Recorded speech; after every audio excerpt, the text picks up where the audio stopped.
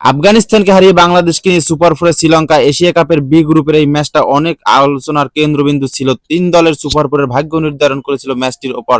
শ্রীলঙ্কা জিতলে তাদের পাশাপাশি সুপার ফোরে উঠবে বাংলাদেশ, আফগানিস্তান জিতলে বাদ পড়বে টাইগাররা। ছিল আরো কঠিন কিছু গাণিতিক সমীকরণ, তবে সকল সমীকরণ পাশে ঠেলে দুর্দান্ত জয় তুলে নিয়েছে শ্রীলঙ্কা। নিজেদের পাশাপাশি বাংলাদেশকেও টেনে তুলেছে সুপার ফোরের লড়াইয়ে।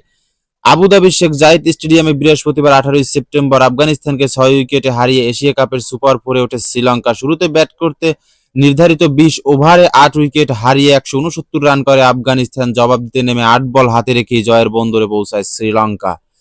লঙ্কানদের এই জয় বাংলাদেশ এবং শ্রীলঙ্কার ক্রিকেট ভক্তরা আনন্দে ভাসলেও কপাল পুড়েছে আফগানিস্তানের। বাংলাদেশ এবং শ্রীলঙ্কার বিপক্ষে কঠিন লড়াই করেও 2 ম্যাচ হেরে এশিয়া কাপের গ্রুপ পর্ব থেকে বিদায় নিয়েছে রশিদ খানের দল। বি গ্রুপ থেকে বাদ পড়া আরেক দল হংকং, সবগুলো ম্যাচই হেরেছে দলটি। টসে জিতে ব্যাটিংয়ে নেমে একদিন শুরুটা খারাপ হয়নি আফগানদের। প্রথম 2 ওভারে দলের খাতায় 26 রান যোগ করে 2 ওপেনার রহমাতুল্লাহ গুজরাট ও 64 রানে চতুর্থ উইকেটে হারায় আফগানরা। চাপের মুহূর্তে ক্রিজে নেমে মোহাম্মদ নাবির সঙ্গে নিয়ে দলকে পথ দেখান অধিনায়ক রশিদ খান। 35 রানের জুটিতে পার করে দেন 100 রান।